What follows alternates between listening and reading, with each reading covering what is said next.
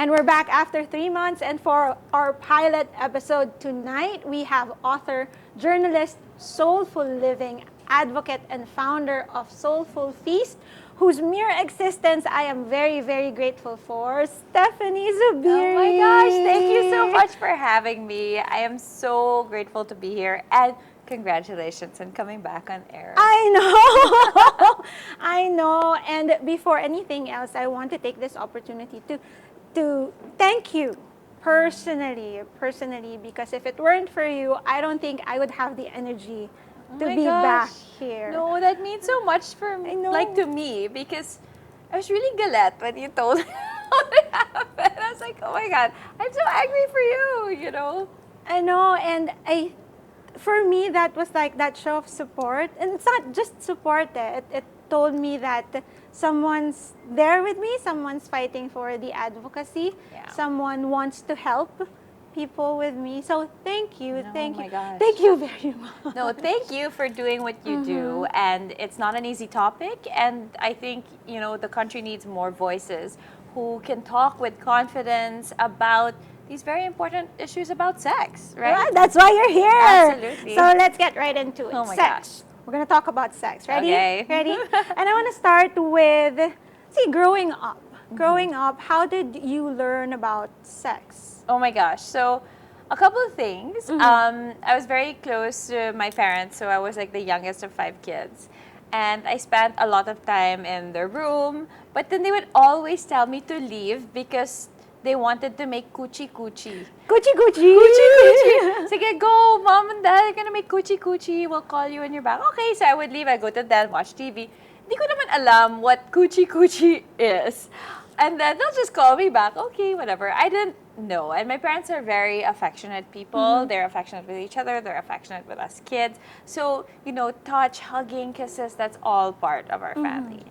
And actually, I have to credit my eldest brother, Joey, who is 21 years older than me. Oh, wow. Yeah, so he's like a second daddy to me. When I turned 9, he called me into the room and said, I think it's time for you to learn about the birds and the bees. Oh, wow. So it was him who super did that direct. for you? I didn't even really ask. I wasn't really curious. I mean, he's like, you're 9 years old. You need to know what the birds and the bees are. And then I was like, is that what coochie-coochie means? So, okay, coochie-coochie. So how did he teach you? Very scientific, you know, men have a penis, women have a vagina. Inside, it was like super scientific. And I have to say, I was in an all-girls Opus Dei Catholic school. Oh, wow. So, although I was never a conservative person, I was always in a conservative environment. And that's why my eldest brother and I we get along very well because we're super open-minded and worldly. And I appreciate his straightforwardness with me about sex ed. And it's how I talk to my children. We use the correct terminology. You know, that's your penis, this is a vagina, those are private parts, these are breasts. And, you know, studies have shown that children who use the correct terms are less likely to be victims of abuse because it scares off the predators, you know. So my children and I are very open.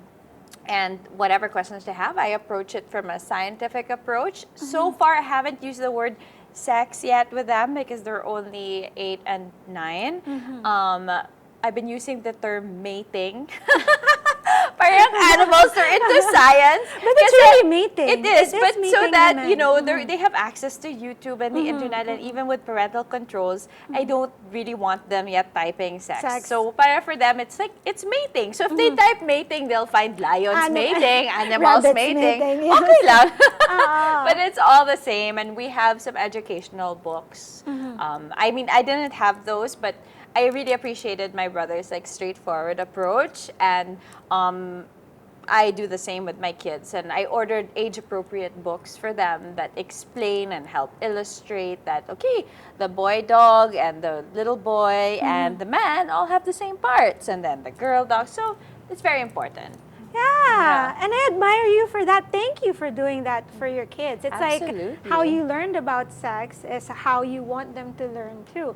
And it's very important that it's from you. Yeah, right? As a parent. And of course. Thank you to your brother. And the last thing I want is for them to learn about it to their friends when they're 12 watching porn. True. Because this True. is not what sex is about. And my eldest son's turning 10, and when the day will come when he will ask me what is sex, and I will explain it to when two people love each other. I prefer using the word making love, sex is like this and whatever, because you know what?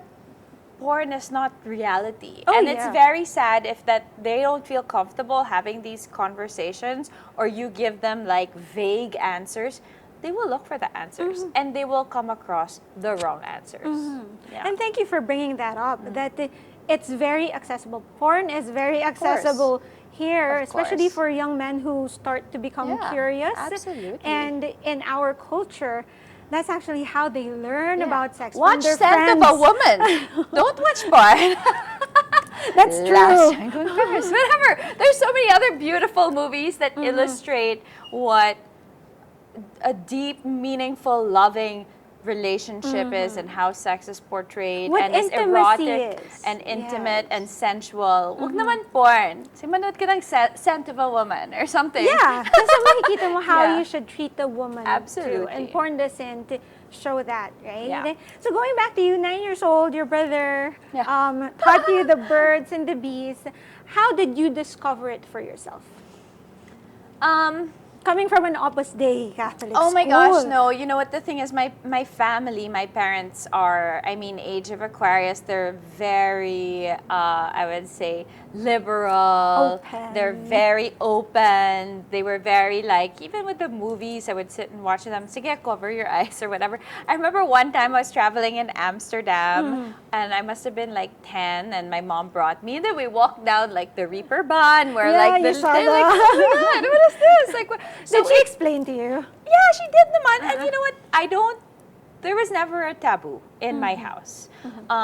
There was never a taboo. I will say that there was sometimes like a disconnect between how they would live their life and then that they want to be like ultra Catholic. So, you know, when I had my first boyfriend and stuff, I still couldn't openly tell my mom that I was having How old were you sex. then? So my first experience was 14. It's quite young, I admit, but I was in a loving, committed relationship. He stayed my boyfriend for almost 5 years, like all throughout high school. So So you felt safe I with felt him. safe, and to be fair to him, I initiated. Sorry. I'm sorry. Malandi talaga from before. I mean, That's nothing I to be was sorry always about. a sensual person. I Yes. really was. I was always allowed to read books for as long as I could read them. I was allowed to read them. So I don't know if that's a really good approach, but you know, I was exposed to, I guess, beautifully written stories. Maybe not. I didn't watch a lot of stuff. Like I don't remember seeing sex on the screen in any way. Like I don't have that salient memory, but I would Read about it. Read beautiful Yes. novels. Me too. Wonderfully written novels. I mean, and even like quite advanced novels like Lolita, which has, you know, so the experience was different. It was much more romanticized in my head, and not salacious at all. And it was always a beautiful thing. And yeah, so with my first boyfriend, You were in love? I was who was not in love with your first boyfriend? I'm just very lucky. He was such a good man and such a good soul and super kind-hearted and treated me well. He treated me well.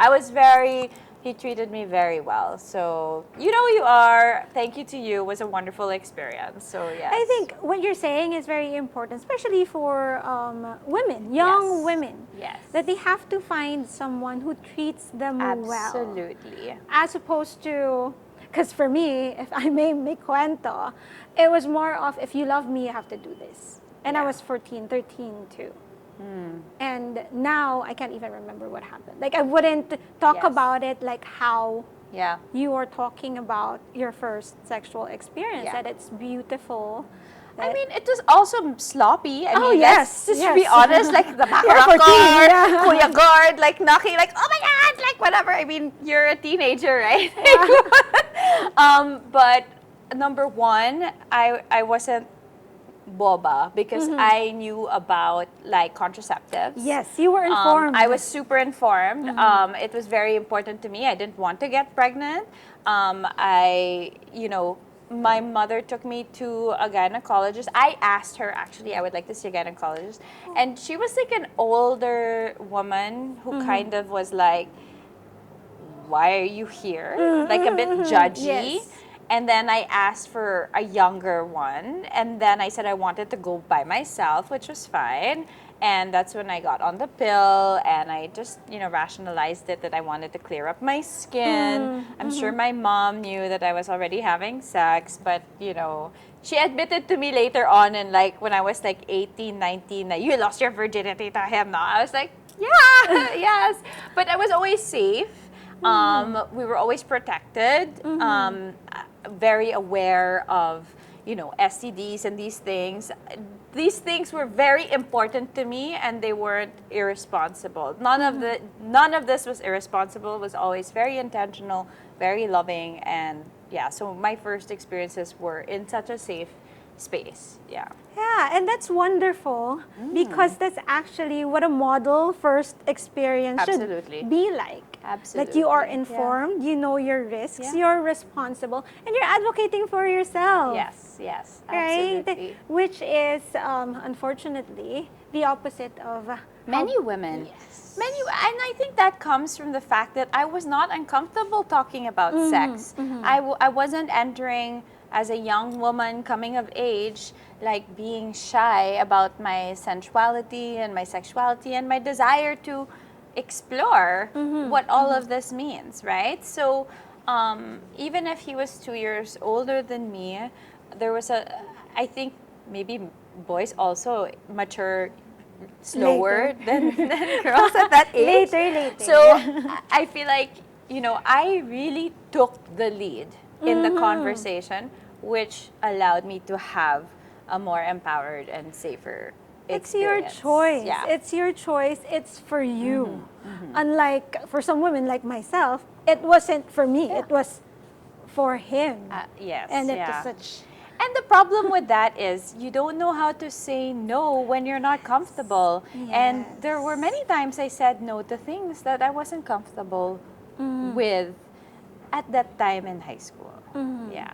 Later in life is a different story. Iba na. Yeah. But again, that time in high school, like if we're talking about young girls or women who have children who are in high school, like daughters who are in high school, it's very important that you get to talk to them. Yes. So they'd be informed. They know what they're doing. Yeah. If they start feeling these feelings that you felt, Of course. very sensual. It's that age. It's normal. Yes. It's normal. I remember when it happened. I was watching a movie with friends, and you're like 14, 15 years old, 14 years old, and then you feel uncomfortable, right? And you don't even... Where did you feel it in your body? Obviously, you feel it in your private parts. You start feeling your tingling sensations down there. For me, the best way to describe it was like I wanted to pee all the time. Like I couldn't figure out what I was feeling. And then eventually, you understand what that is. And fortunately, I was able to like figure out what that is and feel empowered to talk about it properly. Yeah. And that you honored it. You honored that feeling. You figured out that it's how you get aroused. Maybe during that time you didn't know it was arousal. Yeah. But what's important is that you honored it and you owned it. Yes, absolutely. You owned it. Great. You said that it's different when you got older. Absolutely. How is it different for you? I think when I left high school, I took a gap year and I went immediately abroad for college. And then obviously my ex and I broke up. My first boyfriend and I broke up. All the drama that comes with it. Breaking up with your first boyfriend. You're figuring out who you are. He wants to do this and you want to do that. It's like How a old lot. were you then? Around 19? I was 18, 18, and then I moved to France, and I was like basically sort of swinging single for a year. And 18 years old in Paris, I had friends there. I had culinary school, not yet college, because I took a year off. So kind of like real deep self-exploration in many ways, and also, figuring out who I am and what it was like to be myself. Kasi in the Philippines, I'm always the sister of, or the Oh, daughter of, yeah. or whenever Stephanie Zubiri meant something. I was the daughter of Joe and Vicky. I was the sister of, like, I have 4 siblings. Of course, anyone I meet, they know my siblings, Yeah, you right? didn't So have your own I couldn't be identity. myself. Yes. So I had this one beautiful year of self-exploration, but that also came with a lot of challenges and hardships, because as you try to figure out who you are, that's when a lot of the people pleasing comes out also. I think as you mature, you lose a lot of that tenacity and conviction in yourself that you have when you're a teenager. Yeah. Like, Good. I am this, I am that. And then as you get older, you're like questioning yourself, doubting yourself, people pleasing. I want to be this kind of person, I want to be that kind of person. So I think that made me a bit more vulnerable. Plus the fact that I was alone. So there was a lot of exponential growth. Kasi the guidance is kind of cut off. And I'm not saying it's my parents' fault. It was my fault. I wanted to be alone. Yeah. I wanted to sink or swim alone. Like, I was that person. Like, I'm alone. I want to do it alone. I want to go through my alone. It's like all you of wanted it. to prove Yeah. something to yourself that I can Absolutely. do it by myself. This yeah. is who I am. And that comes at a cost, but there's also wisdom that comes from that cost, right? Yeah. So that's where I experimented, you know, had random one night stands or dated people. All in all, nothing bad happened except one time. And What is that one time? If that's Um, fine, if it's okay. Yeah, I'm totally open. I shared it with you before. So, yeah, I visited my friend who was in Spain, and I was 18, and we were all drinking and having fun. And, you know, I remember my concern was kind of trying to like fit into the group, because I didn't really speak Spanish so well. So I was kind of like trying to learn, and I was with a lot of people I didn't know. So I was with my one friend, and then everybody else were kind of like new people. And whenever you're having fun, you're drinking shots, you're 18, you're partying, it's summer, it's Spain, the boys are cute, whatever, right? And then this one guy who was like talking to me and flirting with me all night, like takes me to the back, and then so we start kissing, right? And then he basically forces me to go down on him. And I didn't want, and I kind of said no, no, no. And then he got forceful.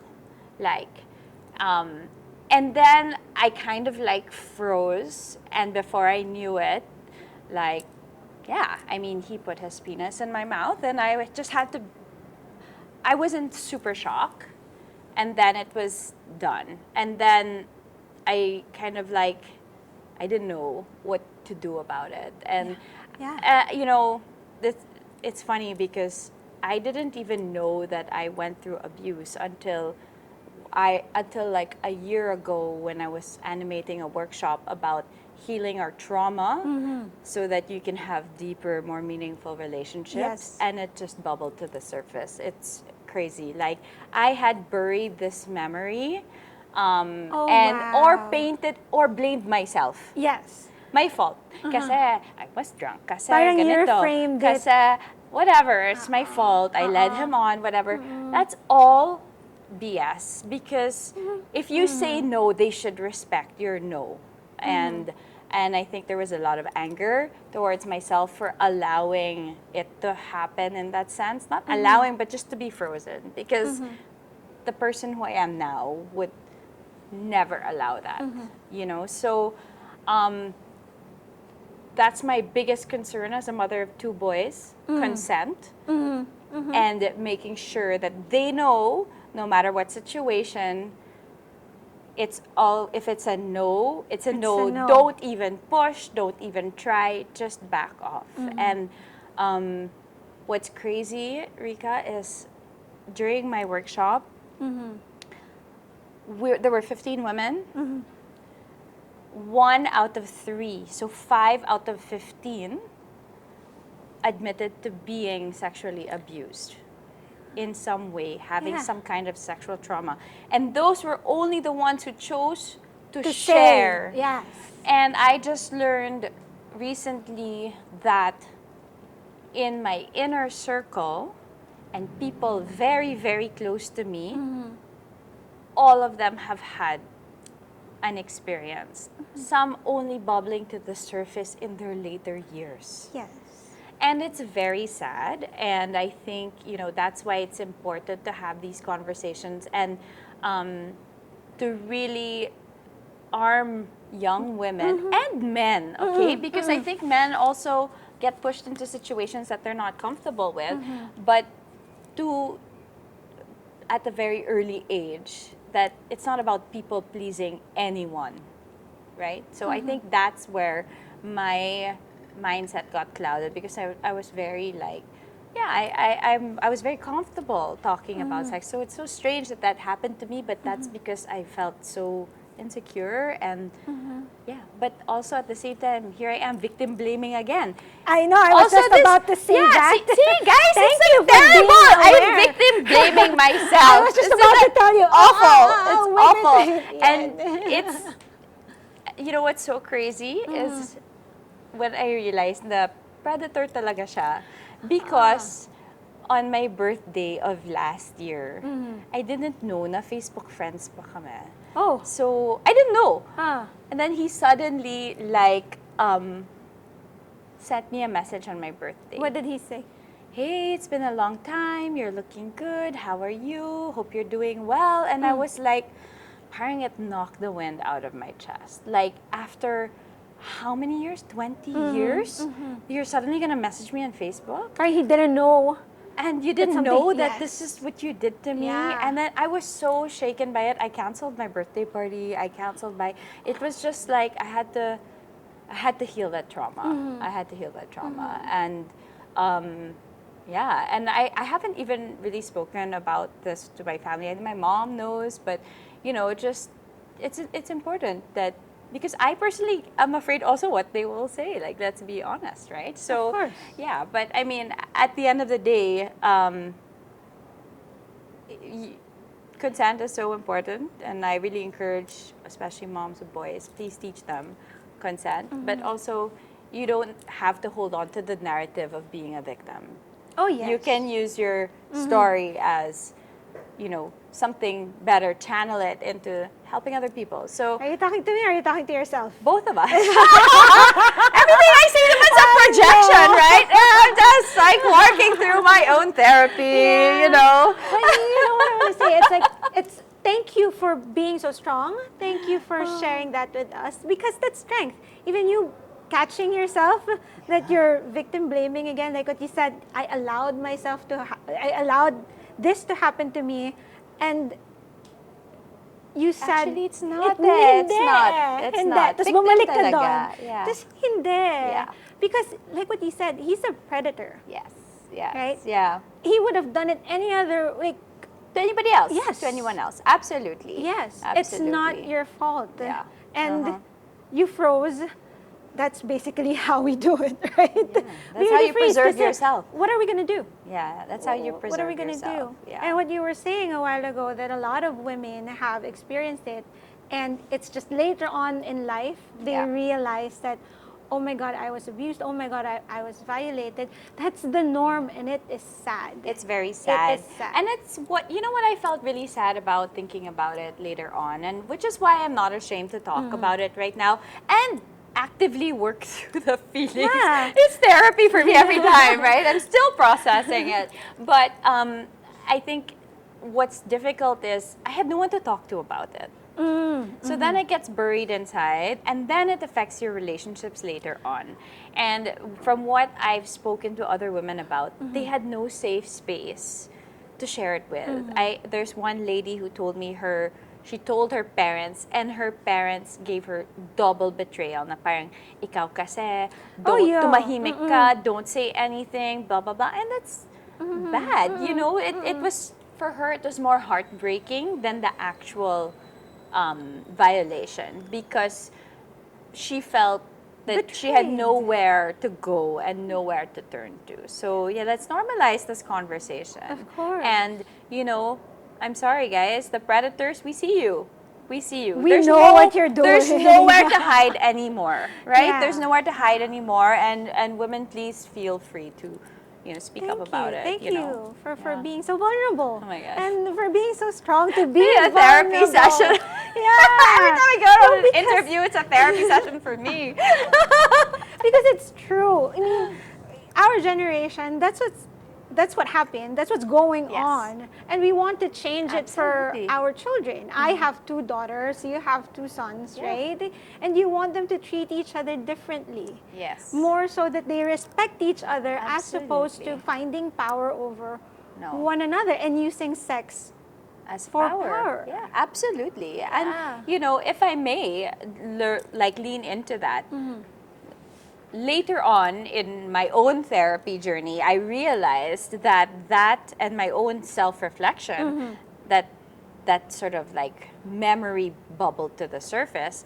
I realized that from that point on, I used sex as power and currency in the opposite way. So that's how it affected your It's how it relationships. affected my relationship. So it was almost like I would never give in to another man. They had no power over me. They were not allowed to, only I could give myself pleasure. It was almost like a barrier and unconscious. So you didn't allow them to give you pleasure.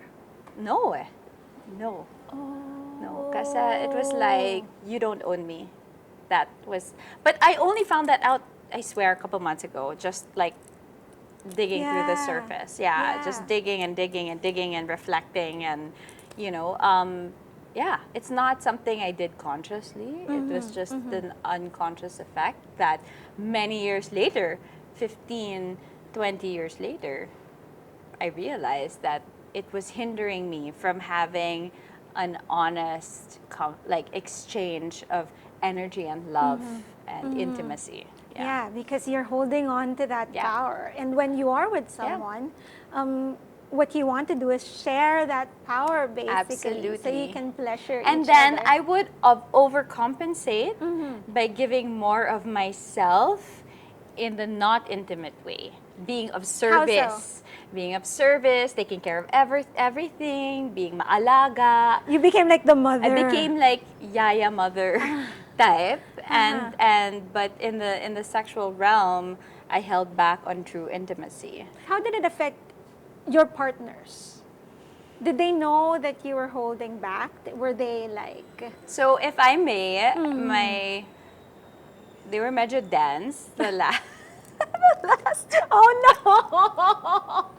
Hindi nila alam. Hindi nila alam. So you were faking it? Yeah. That's not fair to them, I know. But I mean, sometimes yes. Or they don't realize because like you love bomb them, right? Like you take care of them, whatever. And also there's just a natural drifting apart, I think, that happens. It only, I will say this, it took someone who has like a real desire for my well-being and my desire to unlock that and to say, oh, but what about you? Your pleasure and our intimacy and your intimacy is more important to me than mine. So someone who sees you. Yes. And it's Right. very important, and I really encourage, later on I realized that a healthy sexual relationship is actually not thinking about yourself in that sense, that you just both really want to give to each other, but then that starts also first by giving to yourself and feeling whole and healed and releasing all the trauma. It's so important to release that trauma because you carry it energetically, you carry it psychosomatically, you really carry it within you, and it prevents your relationships from blossoming. I am amazed by how you're doing the work, right? I am so amazed just by listening to you. So maybe we can talk more about that. I mean, Okay, your yeah, whole process. absolutely. Like, what made you say that, okay, I need to do the work on myself? Okay, so I shared in my podcast about, when I left my second husband. I was married twice. Okay, I'm very open about that. I was married very young. I was like 19 when I got engaged. We didn't have children. 19 before you went to Paris. While I was there, I met him there, Oh. and then we didn't last very long. I'd moved back to the Philippines, and then I immediately met the father of my children now, and then we were together for about 10 years, and started a family together and whatever. I was really spiraling, and I was unhappy for many reasons. I don't feel the need to dive deep into Of that. course, yeah. But there just came a point when I left him, I decided that it was best for me to leave the relationship. Um, he, I felt that I had done so much destruction and damage to hurt people around me, that I had suicidal thoughts. Oh. Yeah, I was standing in the ocean, and I remember this, and I was like, these big waves were crashing onto me, and I'm like, siguro mas okay yung mundo kung wala ako dito. And I was just gonna let these waves take me. And I started to hear the voice of my kids playing, and then actually my dad was just in the beach, and he's like, "What are you doing there?" And Frank snapped me out of it. And then I realized that in order, I had to be the best version of me, because I can't leave these two children behind. It's really the children, no? Yeah, and even for people who don't have children, there's obviously someone that you care Oh, about. yes. So, I had to dig deep, and it wasn't enough to do meditation, to do these retreats. I needed to do the work. And when I mean work, it's like go deep into the recesses of your mind and your body and your Face your spirit. shadow, It's face a your lot. demons. So from there, I started with my therapist. I love her, Rose Yanko of the Carl Jung Circle. She's my teacher now, because I'm so fascinated by basically the unconscious always wanting to be conscious, and that's where we need to live, always having as much of us our unconscious selves be our conscious selves, right? And so that started a whole journey of looking at, oh my gosh, my childhood. When did I feel happiest? I mean, really examining yourself and your life to understand why you do what you do. Because I wanted to break those patterns. And so today, I'm a true believer of the body, mind, spirit axis. So, a lot of people will try to feel better and work on themselves. Their first step to their well-being journey is through the body. Yes. They will How you exercise, feel it. they will clean up their nutrition, and they will take their endorphins from there. But sometimes it's also escapism if you're not looking at why you're so into this, right? What's driving you, right? And then some people will do, I'm a Reiki practitioner also, so some people will do Reiki healing, Theta healing, Millennium Method, crystal healing, all this stuff like cards, meditation. But it's kind of like Advil lang. Like Kulang. it's kulang Oo. kasi it will fix you energetically. We can clear your chakras and energy. But if you're still not understanding What's where going on is in that you? coming from? Yeah, Yes. why is that Uh-huh. happening? Then you'll just keep coming back.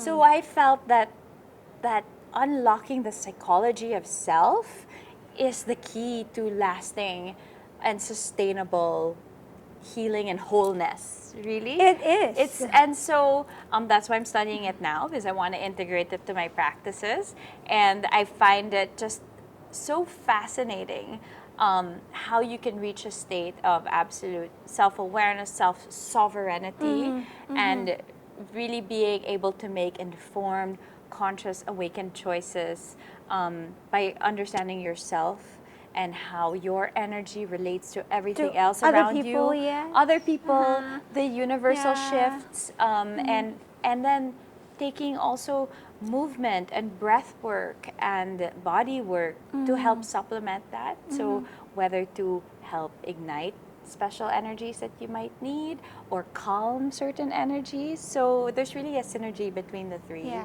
Yeah. Yeah. Speaking of energy, I just like I'm listening to you and I'm observing you, and the thought in my head is like your energy when I met you for the first time is so different Oh my gosh. from your energy now. Actually, you were scarier then. I was scarier. Yes, Why was I you were scary then. Why was I scary? Because now it makes sense to me, because before you were harboring all that anger, all that trauma, all that work that needed to be, Yeah. you needed to face. And now you're more free. I am free. I know. Absolutely. I Absolutely. know. And I think part of the inner work that I've done is I've been able to expand that inner sanctum so I can hold space for others. So that's where I am right now in my journey, and being able to expand my energy so it's not just holding space for me or my family, but for other people. Okay, let's go back to sex. So you did say awaken, right? Yes. When it comes to sex, how do you say that you've been sexually reawakened from what happened to you? Well, I think number one, letting go of that narrative. I don't need to be a victim anymore. Yes. And I honestly have, in this journey, realized that, I have deep forgiveness for this person because he's also going through his own journey and possibly also victim of abuse or power struggles, So because most people are just perpetuating That a cycle. cycle, yes. So having some compassion and detachment from that yes, that happened to me, doesn't have to define me. I don't need to carry that victim mindset wherever I go, right? So moving beyond that. I think number one, sexual awakening starts with yourself and feeling sensual, feeling that you deserve to feel pleasure. And I think for many women out there, you can give it to yourself. How do you feel pleasure? How do I feel pleasure? How does Stephanie Zubiri feel pleasure? Do you want to know the truth? Of course, I know love the to truth. eat. I love food. I do. So number one, I was thinking of something else when you said eat, like eat what, but go. oh gosh, no. I mean, yes and no. But let's totally honest. I went to Italy last year on holiday, and it was such a sensual experience. I saw Oh your, my I saw your God, posts. I just felt so alive because just coming from the soil up to the ground, everyone is so passionate about everything they do, even the wine, the way they made the wine. It's how many generations of ancestors, and they're passionate about this specific grape that only grows in this area, and it's all hand-picked. And then everybody, so when you're drinking the wine, it's not just some mass-produced wine. You have this There's a story in it, energy yes. and story and just so much passion and love made into the wine. And when you sip it, you just feel that vibration In your body. Absolutely. And then the food, even the pasta, it's handmade, and then it's from this heirloom wheat, and it's just Talking about food like you're talking about sex. absolutely. I think it's about nourishing your soul, and I would say taste and eating is the best way to awaken that sensual Those pleasure. senses. Absolutely, because you're using your eyes, you're using your scent, your mouth and your tongue, and then even listening to how the food crunches. So it's coming back to your it's senses. awakening your senses. So I think for me, that's why I like to cook. I'm very tactile. And that translates also into the sexual awakening. Kasi when you feel dead inside, what do you eat? Potato chips, junk food, wala, whatever. oo. You're Yeah. nakalatag lang like that, Wala and you lang, don't nakaganyan care. ka You're lang. eating Or junk, like you're eating takeout. soft drinks, nothing. When you don't feel good about yourself, it reflects on your eating habits. It reflects on your. So it's very easy to access that sensuality when you know you're feeling alive. Is when you're tasting, feeling, hearing the sun in your face, like just This is the whole mind, body, and absolutely spirit and energy. experience. It's Yes. that Yes. soulful living, Yeah. really, like being tangible. That's Soft love, it. yeah. So like everything has soul, has heart, has passion in it, So that's how I feel pleasure. Is that Wait, weird? Like no, I actually it's not. I'm in bed. I watch food videos. It's not weird at all. It actually makes sense. Yeah. It makes sense because like what you said, it starts with the body, how you nourish your Absolutely. body, what you think about. Because I will how tell you nourish your this, body. going back to the wellness aspect, you cannot have a good sexual experience if you're malnourished. Yes. Let's be honest. You won't be able to Lacking develop the energy. You have no Oo. energy. You have brain fog. You can't concentrate. You're just low vibration. I'm opening the unproved cards right now very, very quickly before we end. Oh my gosh, So I'm okay. going to ask you like 3 questions. First is, for me, foreplay is? For me, foreplay is witty conversation. Witty conversations. Yeah. Next is, something I want to explore about my sexual self.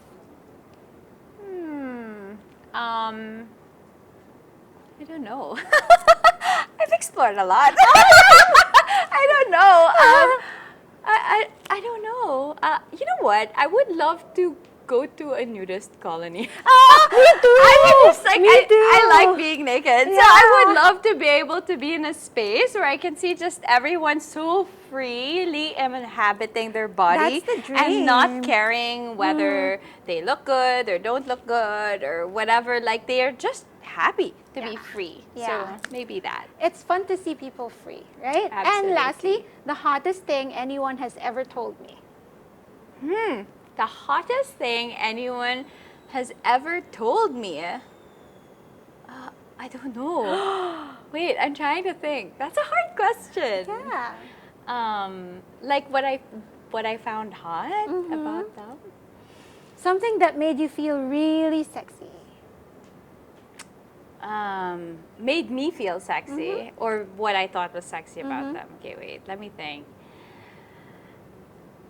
I think the hottest thing in general about another human is when they don't need anybody but themselves to feel happy. Like there's no, like actually it's not even saying anything. It's just being. That confidence Just being. and that knowing that. Yeah, they're not even trying. Yeah. Like for me, the hottest thing is when they're not trying and they're just sexy and they feel so free to be themselves. Just like you.